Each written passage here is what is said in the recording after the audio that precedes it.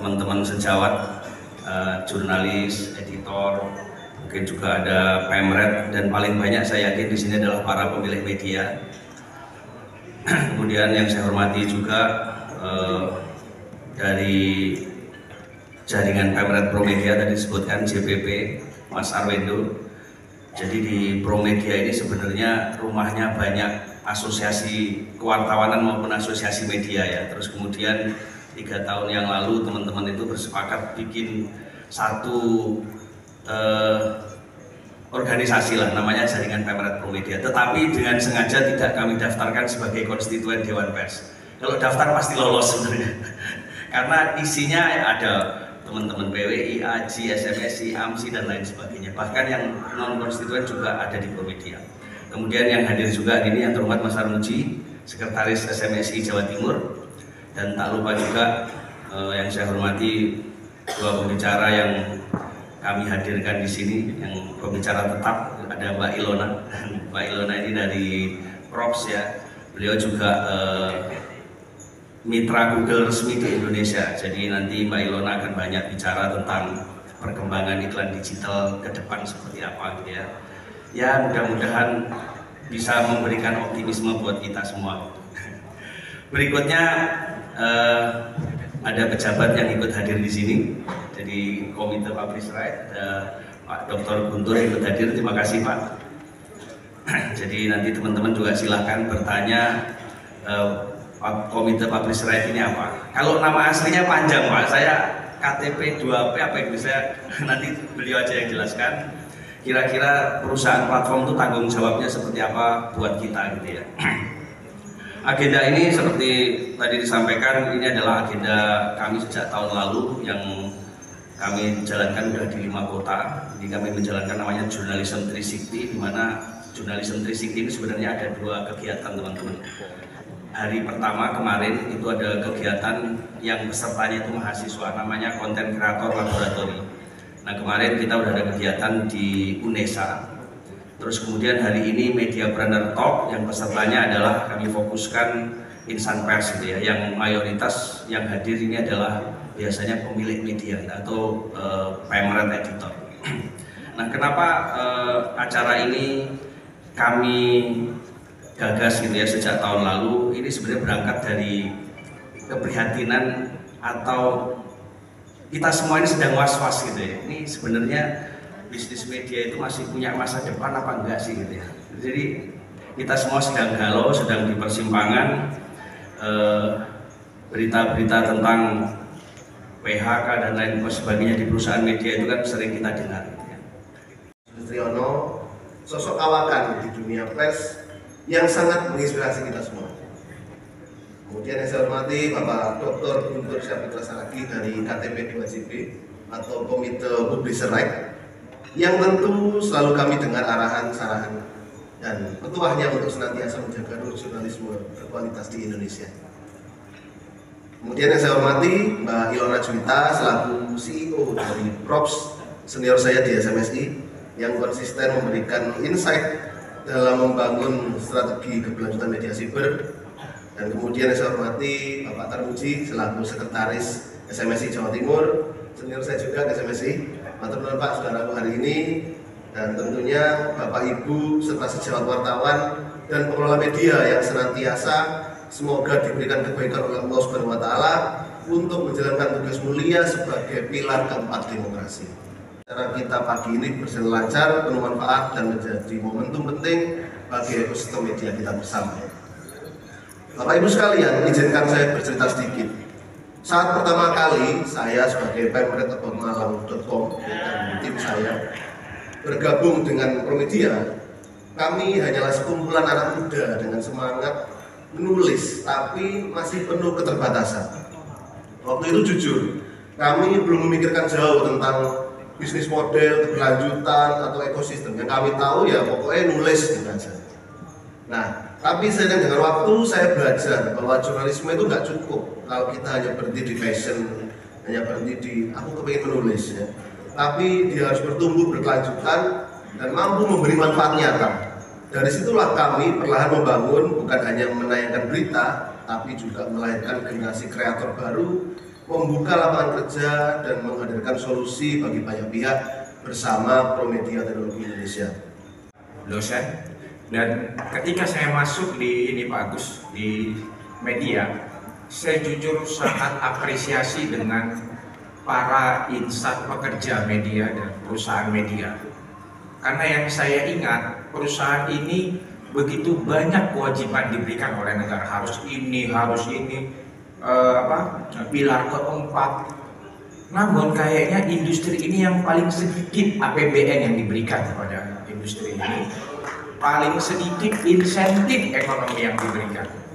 Walaupun saya bertanya, ini karena negaranya yang lupa atau memang industri ini masih begitu jumawa untuk nggak mau nerima karena masih sejahtera. Tapi lambat laun saya lihat berita, nggak juga Pak Agus ya, ternyata banyak juga industri dalam tekanan ekonomi. Jadi saya pikir sehebat-hebatnya satu komunitas, barangkali industri media itu patut diacungin jempol di tengah kondisi yang tertekan secara ekonomi, tapi nggak mau untuk menekan negara untuk melakukan bantuan dalam bentuk ekonomi. Ini karena idealisme, nah mungkin teman-teman lah yang tahu. Saya cek hanya di kejadian ketika COVID, pelaku usaha di industri ini mendapatkan insentif untuk pekerja. Di luar itu, dibanding seluruh industri yang ada, industri ini relatif jarang sekali.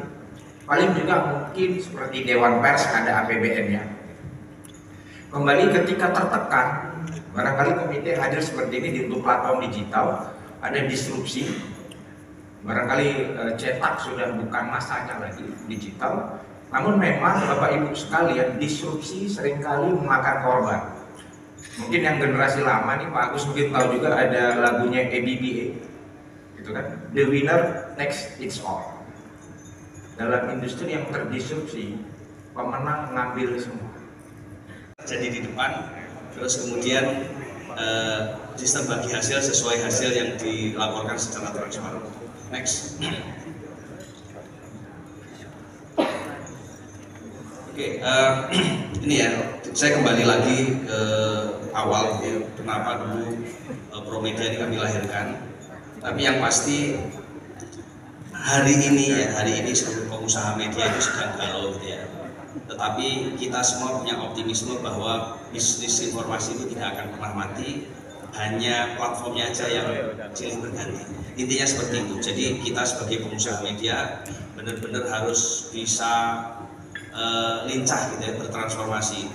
Kalau misalkan dulu dari cetak, begitu cetaknya tutup misalkan, ya kita harus segera bisa bertransformasi ke platform berikutnya, yaitu media online misalkan. Ketika platform media sosial rame, ya kita juga harus bergerak ke media online.